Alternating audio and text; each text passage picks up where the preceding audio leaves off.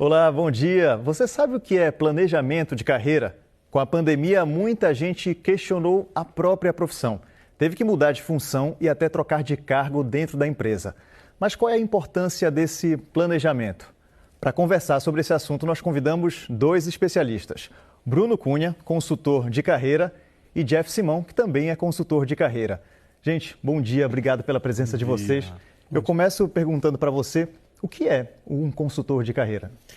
Bom dia para você que está em casa. Principalmente, a ideia é conseguir fazer com que a pessoa consiga planejar a carreira e atender demandas de mercado. Acho que é o principal que a gente deve começar falando. Bruno, o que é um planejamento de carreira e qual a importância disso? O planejamento nada mais é uma forma que a gente define os movimentos que a gente quer fazer na nossa vida profissional, né? Seja mudar de emprego, seja uma recolocação, seja mudar de cargo ou até mesmo fazer uma mudança de área, né? E aí todos esses movimentos requerem um planejamento, uma racionalização para que a gente possa pensar quanto tempo, qual o prazo, qual é a prioridade, qual o meu objetivo e ordenar tudo isso, né, faz com que realmente se torne um grande desafio frente à nossa vida profissional. Quando a gente fala de trabalho e carreira, qual é a diferença entre os dois? A gente é muito educado para trabalhar, né? Então, independente da atividade, o trabalho é muito associado ainda só a ter renda, né? A ter dinheiro, sobreviver. Quando a gente fala, por exemplo, desse outro lado, a gente está dizendo que você consegue mudar a vida através do trabalho, né? Através de uma atividade, que você consegue planejar um crescimento. Eu acho que essa seria a maior diferença, assim, desmistificando para quem está em casa.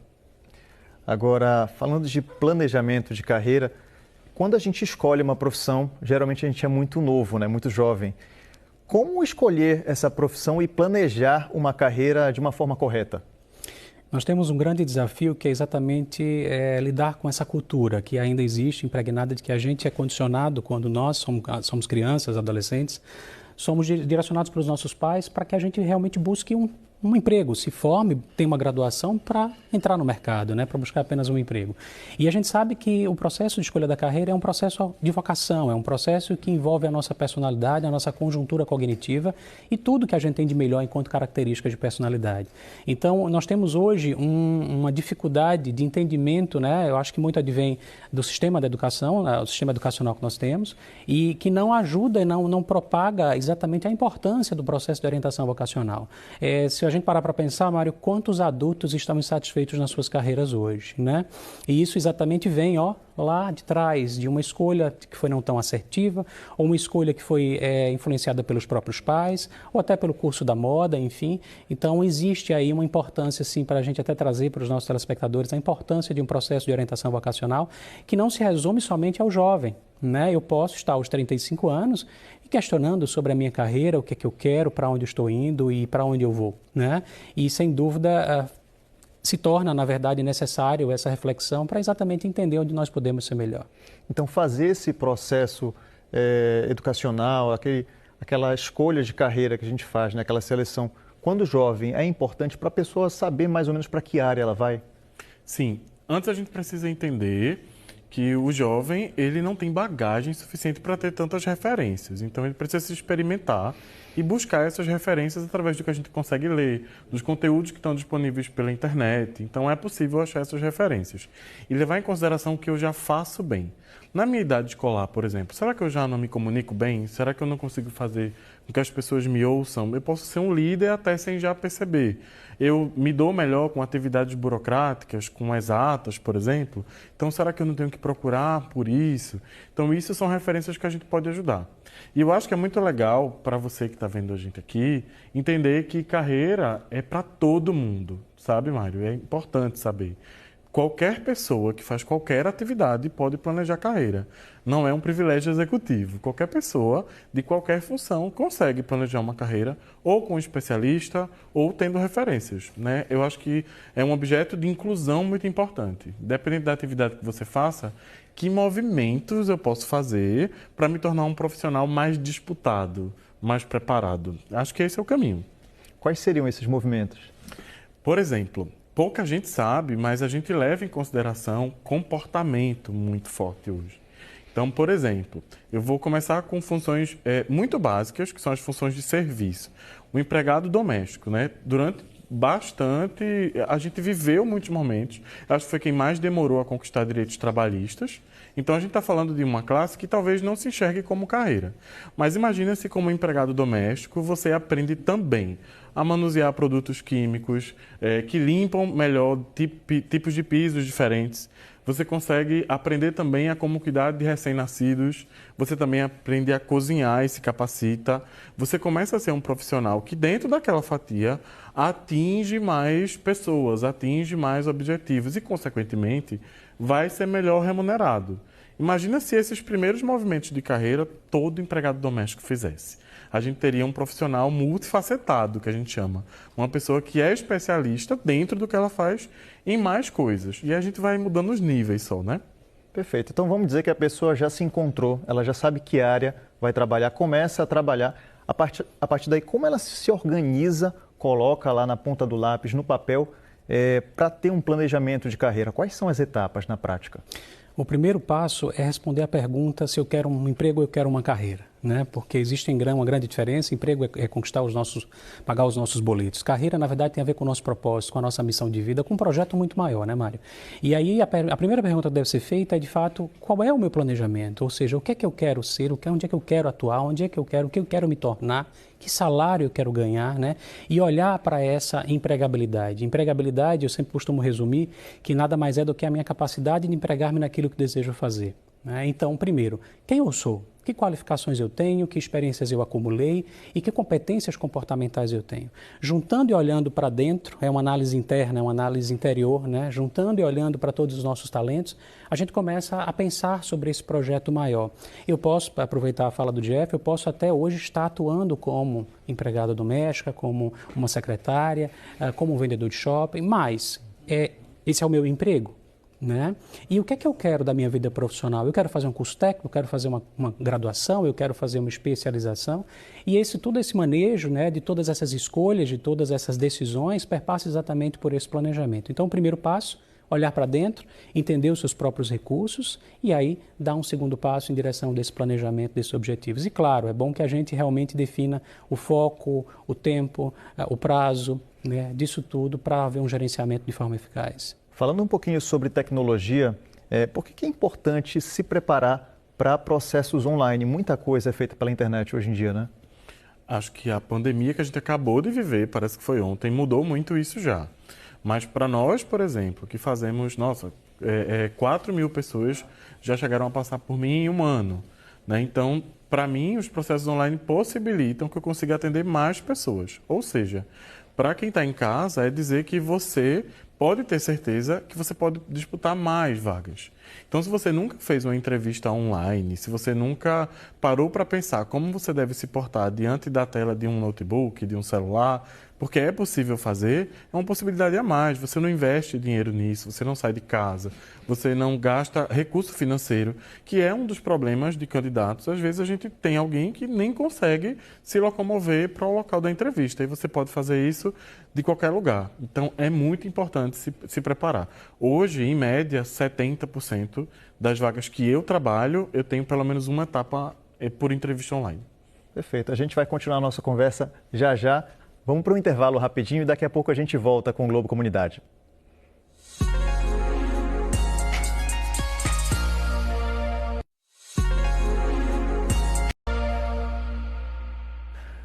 O Globo Comunidade de hoje fala de planejamento de carreira. Você já se planejou? Sabe como se planejar? Para nos dar dicas estão aqui Bruno Cunha, consultor de carreira, e Jeff Simão, também consultor de carreira. Gente, muitas pessoas já têm uma certa experiência, uma certa idade e não se encontram na profissão e na carreira. Existe um limite de idade em que a pessoa deve parar com isso, de procurar a profissão ideal ou não? O profissional em si, o planejamento da carreira não se restringe à idade. Eu acho que em todas as fases da cronologia, aos 25, aos 30, 35, 40, até acima de 50, Mário, exige esse constante exercício de pensarmos e racionalizarmos a carreira em si, né? Então, não existe idade de limite para que a gente possa definir esse profissional tem que planejar mais ou menos. Mas quando um profissional aos 45 ele deseja uma transição de carreira, que nós chamamos uma mudança de área, é possível, mas é preciso ter muito cuidado nesse momento para que ele possa, de fato, ver de fato se isso é viável, né? Ou seja, entender a viabilidade desse processo, dessa mudança, dessa transição, para que, de fato, ele não sofra prejuízos, porque, veja, é jogar uma carreira inteira fora para começar uma nova jornada. É meio que zerar o game, né? Colocar na balança, né, o que vale a pena. E aí, de também. fato, o que é que eu vou ganhar, o que é que eu vou perder? Às vezes, o profissional ele é motivado a buscar e fazer uma transição de carreira, muitas vezes exatamente por essa insatisfação de não ter alcançado o que ele desejava. E aí ele entende que, mudando de carreira, pode ser que esse sucesso, essa realização seja conquistada, atingida. E muitas vezes a gente sabe que pode não acontecer, né? Então a gente precisa também entender as emoções que envolvem, né? Todo esse processo ele é permeado por um conjunto de sentimentos, de emoções, e que precisam ser racionalizados, percebidos pelo indivíduo, né? Por eu, profissional que estou nesse processo, para de fato construir essa jornada, né, da melhor forma possível, de forma mais assertiva, de forma mais prudente e principalmente pensando sim, né, no resultado que essa carreira deseja. O candidato, eu acho que pode ver de outra forma, né? Imagina que eu sou 50 a mais, por exemplo, e aí eu já não me sinto muito seguro a começar pela idade. Se eu entro num processo seletivo em que eu deixo muito claro que a idade para mim também é um problema, para nós, por mais que a gente entenda, a gente pode ler isso de um outro jeito. Então, vamos pensar que algumas coisas que vêm junto com a idade.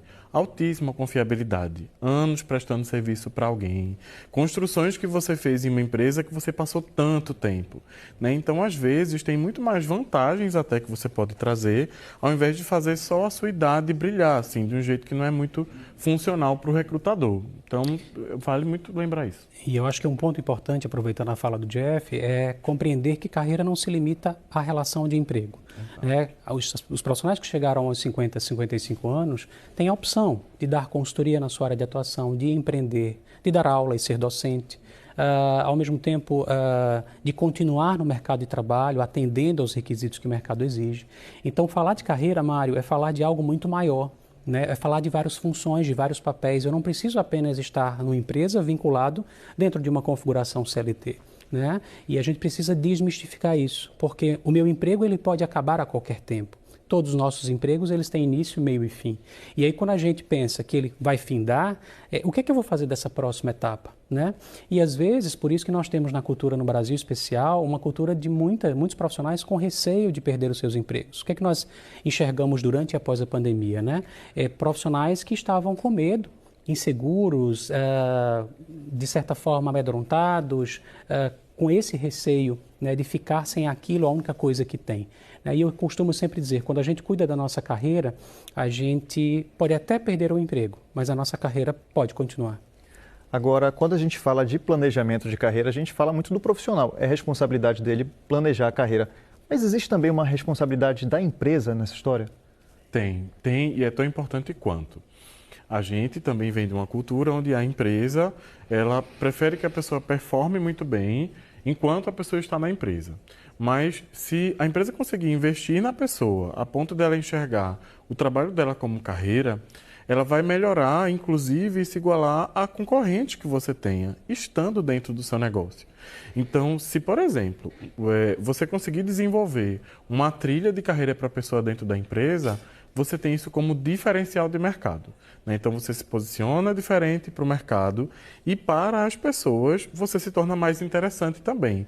Provavelmente você vai conseguir reter uma pessoa com você mais tempo, porque ela consegue fazer planos de acordo com o desenvolvimento do negócio. Então, a empresa tem uma super responsabilidade e isso não é se tornar perigoso na relação. Muito pelo contrário, você acaba mantendo a pessoa mais tempo. Não é concorrência. O ideal é formar um profissional para que ele atenda a uma fatia de mercado em que você está. E aí ele vai criar um crivo muito mais alto, uma qualidade muito mais alta de trabalho, porque o seu colaborador está conectado fora. Então ele sabe o que mais se precisa dentro daquilo que vocês fazem juntos. A gente só precisa ter cuidado, né, Jeff, quando a gente planeja a nossa carreira em prol de uma empresa, né? Porque a empresa está preocupada em que a gente desenvolva as nossas competências para ela. Né? E muitas vezes, quando a gente pega de surpresa e a gente sai dessa empresa, o mercado não está exigindo aquelas competências ou aquelas qualificações. E agora?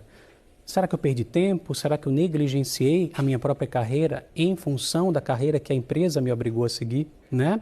Então, eu acho que é muito legal falar da contrapartida da responsabilidade da empresa sobre isso tudo, mas também da autorresponsabilidade do indivíduo frente ao seu próprio projeto de carreira. Né? E se a gente consegue, enquanto RH, alinhar esses interesses, eu acho que seria o cenário ideal. Agora, durante os 2 anos mais intensos da pandemia, a gente ouviu muito a seguinte frase: eu preciso me reinventar, eu preciso mudar de área porque essa área na pandemia não está funcionando. Até que ponto se reinventar é necessário nesse planejamento de carreira?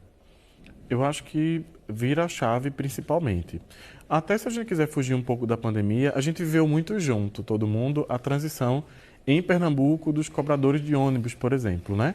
Então a gente tem alguém ali que passou 30 anos desempenhando a mesma função, que algumas empresas não perceberam que seria interessante desenvolver outras habilidades para que ele também soubesse fazer outras coisas, e não haviam gatilhos nas pessoas, né?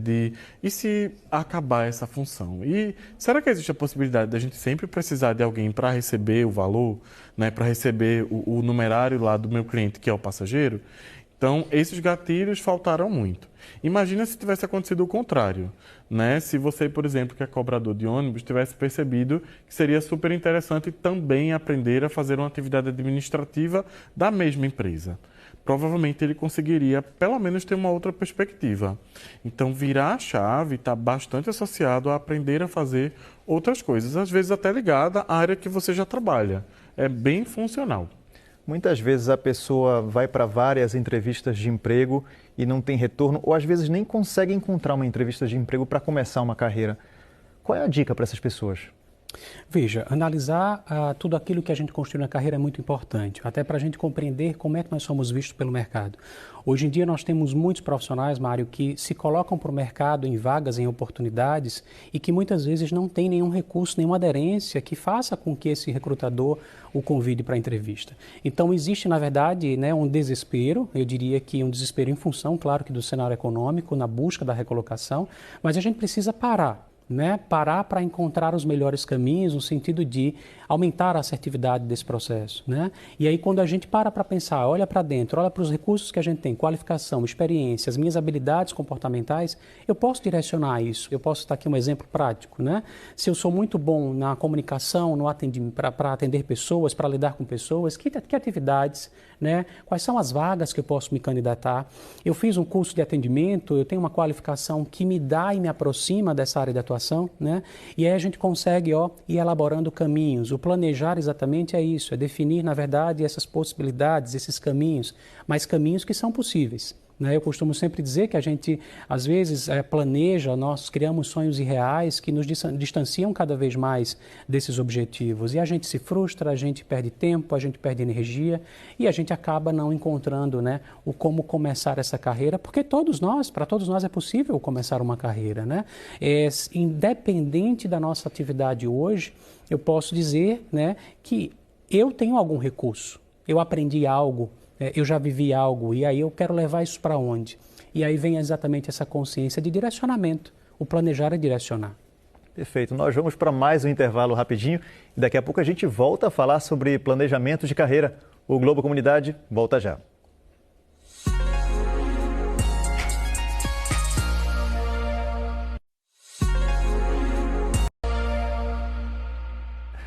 O Globo Comunidade está de volta hoje falando sobre planejamento de carreira. Nós convidamos para conversar Bruno Cunha, consultor de carreira, e Jeff Simão, que também é consultor de carreira. Gente, eu queria trazer um exemplo aqui de uma pessoa que com certeza outras pessoas vão se identificar. A pessoa está há muito tempo numa função, no emprego e quer progredir, quer subir. O que acontece às vezes para essa pessoa não conseguir um cargo mais alto? Na verdade, um dos grandes gargalos para um processo de desenvolvimento profissional é exatamente a consciência das suas próprias habilidades. Né? Às vezes, eu ocupo um cargo de assistente, de auxiliar, de analista e não entendo que tem um potencial para um cargo de coordenação e supervisão. Às vezes, eu estou ocupando um cargo de coordenação e não enxergo a possibilidade de assumir uma gerência. Né? Outro dia, eu recebi uma ligação de uma cliente, ela dizendo assim, Bruno, eu assumi uma gerência agora, mas eu não sei como fazer. esse papel acontecer, né? E aí vem esse medo, essa insegurança, esse receio de errar, ao mesmo tempo esse receio de lidar com a própria mudança nessas fases transacionais de carreira, né? Nós não somos obrigados a crescer na nossa carreira, ninguém é obrigado a ser líder a todo custo, né, Mário? Mas é importante refletir que se eu permanecer num nível operacional, executando uma atividade 10, 15 anos, o que é que eu vou estar fazendo com a minha carreira? Eu começo a perder empregabilidade, porque eu começo a minha idade avançar. Quando a minha idade avança, eu começo a concorrer com quem? Com mais jovens, mão de obra mais barata, profissionais mais baratos e, ao mesmo tempo, profissionais mais atualizados. E aí, o que eu estou fazendo com a minha carreira? Eu estou perdendo empregabilidade, eu estou me excluindo do mercado de trabalho. Se vocês estão realizando uma atividade operacional ou no mesmo cargo, na mesma função há muitos anos, é hora de parar para pensar sobre a carreira, porque a gente pode estar criando gargalos que, consequentemente, eu vou começar a sofrer consequências, né? Muito brevemente. Eu acho que é um tema tão relevante e importante que a gente está tratando aqui, que é exatamente o planejar essa carreira, né? Não precisamos ter metas tão grandes, mas a gente precisa ter metas, porque metas é dar movimento, metas é ir adiante. E por isso, sim, a importância, né, desse tema tão relevante para a nossa vida. Agora, a pessoa às vezes pode não querer um outro cargo superior, mas sempre tem a questão do salário. Como é que a pessoa pode se planejar para pedir um salário melhor? Primeiro, a gente tem que conseguir olhar para fora como profissional, né? Então, eu faço alguma coisa dentro de uma empresa e trabalho com outras pessoas que também fazem, né? O que nós fazemos, né? Então, será que não tem coisas que eu faço melhor do que alguém? Será que não tem processos que eu domino mais que alguém? Porque, antes de tudo, eu preciso ter consciência do que só eu consigo fazer ou do que eu faço melhor. Porque isso é atrelar valor ao trabalho. Né? Então, se, por exemplo, 3 pessoas têm a mesma função, mas eu sou responsável por uma função de confiança da empresa, eu tenho um foco maior em alguma coisa, eu já tenho uma vantagem. Será que eu olho para dentro e olho em volta para perceber isso? Depois, eu acho extremamente importante também, antes de ter uma proposta salarial, saber exatamente o momento que a empresa está. Né? Então, eu preciso de um salário maior, mas a empresa está pronta para me pagar um salário maior agora. Eu estou conectado com os objetivos o suficiente para saber se a empresa está num bom momento. É importante avaliar isso também. E eu acho que terceiro e não menos importante é conhecer a minha gestão. Né? Quem é o meu gestor? Que nível de proximidade, de aproximação eu posso ter com ele? Né? Porque talvez ele precise me ouvir antes de pedir um aumento de salário. Talvez eu só deva chamar ele lá e dizer, olha, eu acho que eu faço coisas que são extremamente essenciais, inclusive fora, no mercado eu percebo isso, e eu gostaria de ser melhor remunerado. E eu posso, inclusive, prometer outras coisas, né? Eu posso avançar em coisas que a empresa quer fazer. E aí eu acho que justifica melhor esse aumento. Bruno, ainda agora você citou a questão dos cargos de liderança, né? Existe um passo a passo para a pessoa que quer ser um líder chegar lá? Sim, o alinhamento desses 3 pilares. A nossa carreira é composta de três fatores estruturantes, né? A nossa qualificação, a nossa experiência e o nosso comportamento. Então, imaginemos o seguinte, eu sou analista há 5, 10 anos e eu quero assumir uma supervisão, uma coordenação. O primeiro desafio que a gente tem, Mário, é alinhar a qualificação que esse cargo me exige. Eu tenho que sair do generalismo da graduação, porque a nossa graduação é uma formação generalista, né? Toda ela, e eu tenho que me aprofundar em algo específico. Então, eu saio de uma graduação e vou para uma especialização. Chegando nessa especialização, a gente resolveu o problema da qualificação. Agora, a gente vai falar das competências comportamentais. Será que, para eu assumir esse cargo de supervisão e coordenação, eu me mantenho nas mesmas características, desenvolvendo os mesmos comportamentos, as mesmas habilidades de antes? Não, porque esse cargo é um cargo novo e eu preciso treinar, eu preciso amadurecer, eu preciso desenvolver essas habilidades, algumas dessas habilidades, para que de fato eu possa dar esse próximo passo, né? É muito comum a gente fazer uma pergunta que muitos profissionais acabam fazendo. O que vem primeiro, o ovo ou a galinha? Eu preciso primeiro ocupar um cargo para me ver gerente ou para me ver líder, ou eu preciso primeiro me ver líder para ocupar um cargo, né? E aí eu acho que uma dica para os nossos telespectadores é, primeiro a gente tem que se enxergar. Se eu me vejo com potencial de dar esse próximo passo, já é um grande começo. E aí essa mudança se torna uma mudança muito mais... a probabilidade dessa mudança acontecer é muito maior. Gente, muito obrigado pela participação de vocês aqui no Globo Comunidade. A gente vai ficando por aqui. Para você, um bom domingo e uma excelente semana.